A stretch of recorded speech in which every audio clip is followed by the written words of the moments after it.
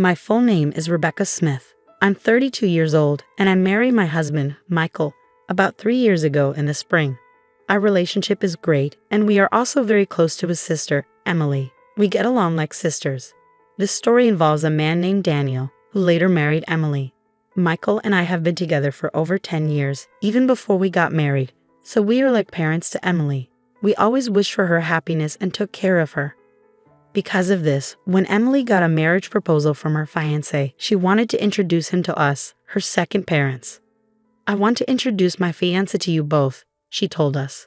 That moment was very special for us as a couple.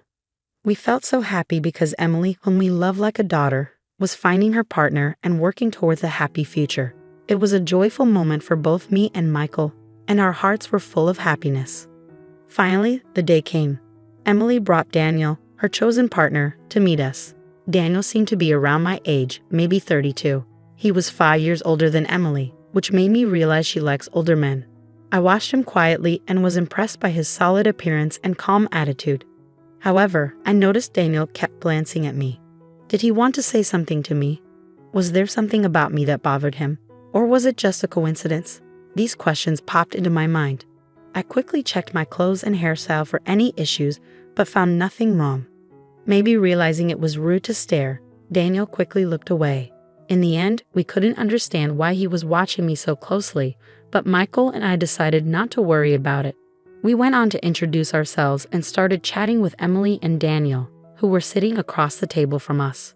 "Please take good care of my younger sister," was a classic phrase exchanged, and Michael responded with a smile, "Emily, I'm trusting you to him." Saying this, he'd entrusted Emily's future happiness to Daniel.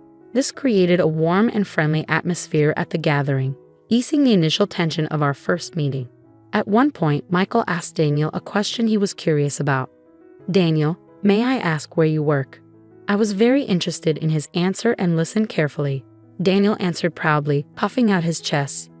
"You might have heard of it. I work at TE Company, which is growing very rapidly right now."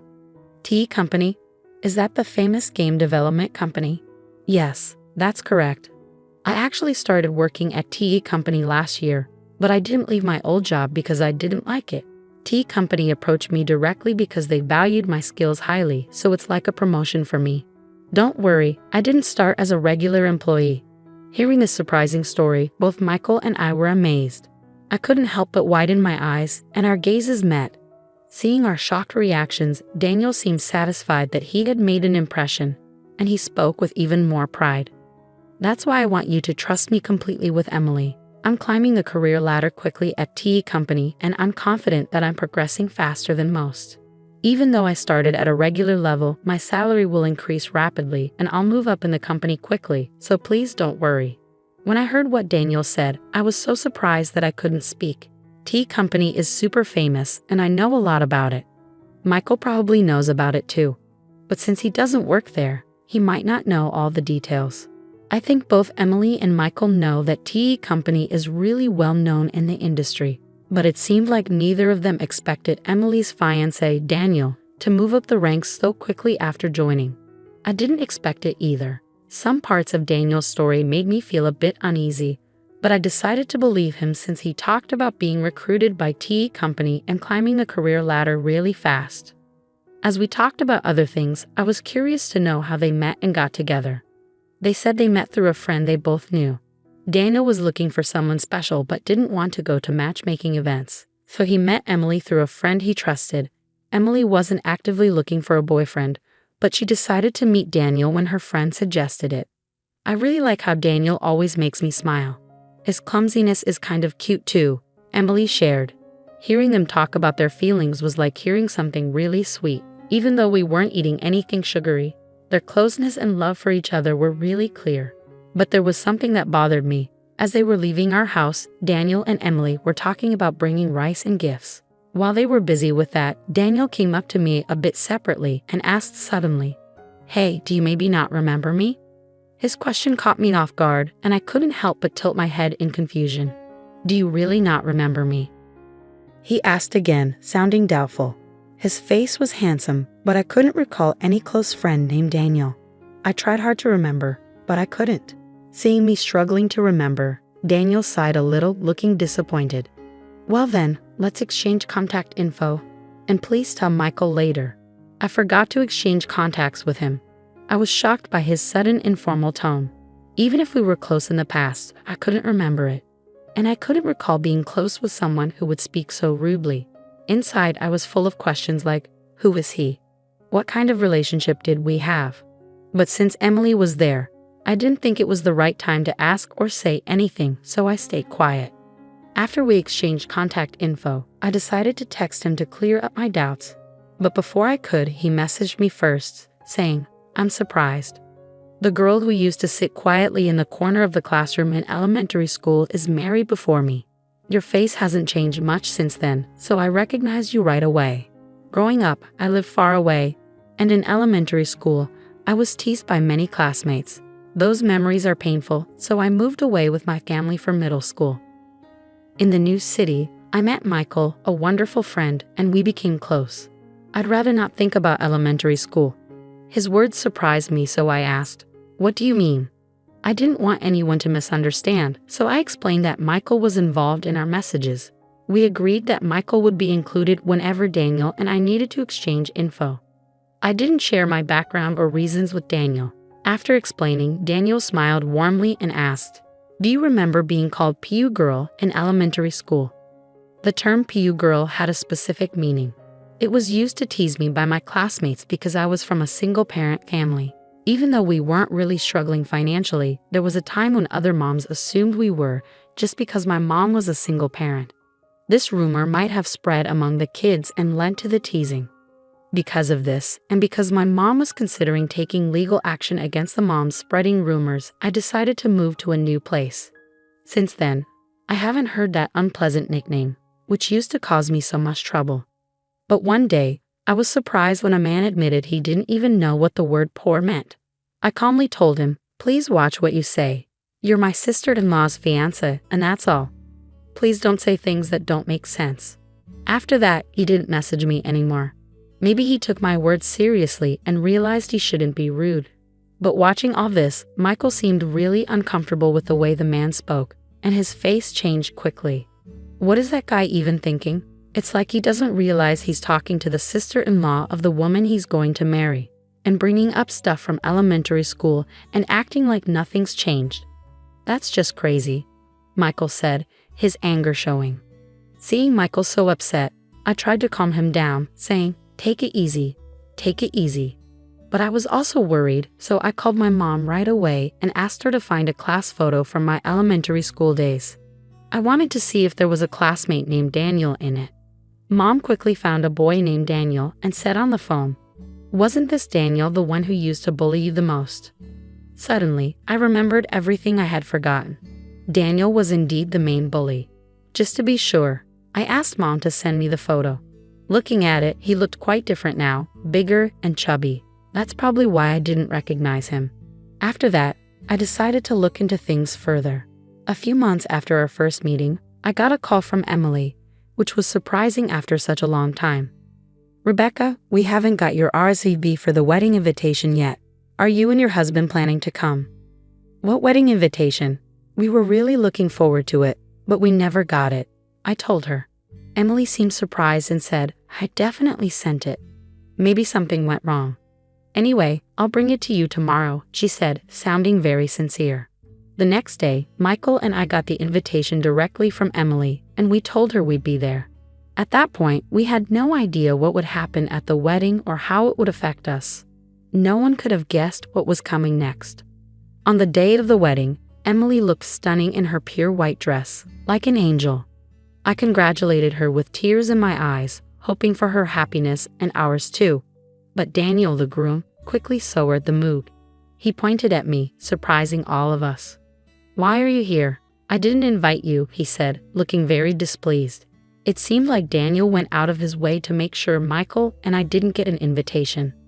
This woman grew up with just her mom. When things got tough, she ran away. Maybe she had some money problems, and now she's with a rich guy thinking life will be easy. She's living in a dream, he said. Despite not knowing anything about my past, Daniel falsely accused me. Michael, sitting next to me, clenched his fist in anger. But I told him to calm down. Daniel kept making false accusations against me. I have an important job at a well-known company. Are you planning to use your connection as my sister-in-law to get money from me if I marry Emily? He asked firmly. His friends were shocked and started getting excited. They must have the same narrow view as Daniel. I went to a staff member and asked for the microphone. Daniel looked like he expected me to say something emotional and illogical, but I stayed calm and said, "It's ridiculous that you, who can't even remember the face of your own company's president, call yourself an elite.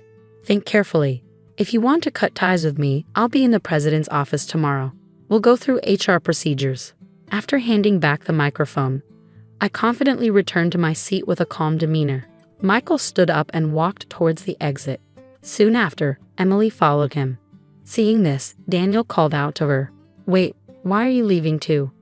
"I'm just trying to end things with her." "If that's the case, there shouldn't be any problems, right?" Not fully grasping the situation, Daniel spoke to Emily, who gave him a cold look. "You really don't know Rebecca, do you? She's the CEO of T Company. I respect and deeply admire her.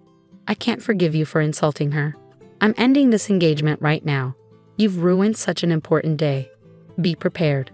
Shocked by Emily's firm words, Daniel was taken aback. Emily talked to the venue staff and removed her wedding dress. She told the guests that the banquet was over, and the wedding would now be a simple meal gathering. She made it clear that this wouldn't happen again and firmly blamed Daniel for the breakup. The next day, as I had promised, I calmly waited for him in the president's office. Two big, muscular employees stood beside me, ready to act if he tried anything during our talk. When he came in, he seemed confident at first, but that soon changed. He sat down and looked tense. His behavior, coming in without permission and not even greeting, was rude. It was clear he didn't understand the basic rules of the company. "No way. I can't believe you're really the president. This is unbelievable," he said. "If you did a little research, you'd find the president's info on our website. Didn't you check before coming?" I asked. "Well, there were some things." He trailed off. It seemed he hadn't taken my words seriously or bothered to find out the truth. Maybe he thought I was joking or lying in front of all those guests. I told him, "I'm considering terminating your contract." "What? You can't make such a quick decision over a small misunderstanding. I'll talk to the Labor Standards Inspection Office." He tried to persuade me carefully, but I calmly put a copy of his resume in front of him. "You lied about your education here, didn't you? And you claim to have skills you don't actually have, like Excel and video editing. Is that true?" "Well, about that," he started. "Falsifying information and providing false reports are valid reasons for us to terminate an employment contract," I told him directly. He looked surprised at my statement. In fact, I had a strange feeling about him since our first meeting. Afterward, I checked everything thoroughly. Normally, our company doesn't use headhunting methods. Even if we do, I personally meet and interview recommended candidates. But I don't remember having a deep conversation with Daniel. He joined through our regular hiring process and started as a regular employee. He claimed to be aiming for promotion and said he was skilled with certain software, but he actually wasn't. That's why he never got promoted. His self-assessment was very high, and I found that suspicious, so I looked into his attitude. He was lazy at work and seemed content just to be part of the company. I tried to help him improve, but he didn't change. Now that he's broken off his engagement with Emily, there's nothing special between us. He continues to act unpleasantly, making me uncomfortable, so I see no reason to be lenient with him. I promptly asked Daniel to leave the company. Since he had only been with us for less than 6 months, there was no need to consider severance pay or handing over specific duties over such a short time. "Can't you help me out, as an old friend?" he pleaded. But I coldly replied, "I don't see any reason to continue our relationship," and arranged for other staff to handle his immediate departure. It seems he was hoping for financial help from his father, but because of the outrageous rumors he spread, that didn't happen. There's a past incident where my mother sued for defamation, and Daniel's mother was the victim. My father paid compensation for damages once before. Faced with a similar situation with his son demanding compensation, my father likely reached his limit, stopped providing financial support, and cut ties with him completely. Afterward, Daniel took care of his elderly mother while being pursued for compensation. Eventually, he vanished, seemingly taken away by people in all black clothing, and nobody knows where he is now. Someone might eventually come forward with information about his whereabouts, but I have no plans to actively search for him. Initially, Emily was deeply hurt when she learned about her fiancé's background. But time heals, and about 6 months have passed. She's starting to see it positively, saying it's probably best we didn't get married. Lately, her smile has returned, and she's even looking for a new partner. Seeing her happier again, Michael and I are truly relieved. They're even talking about having children now.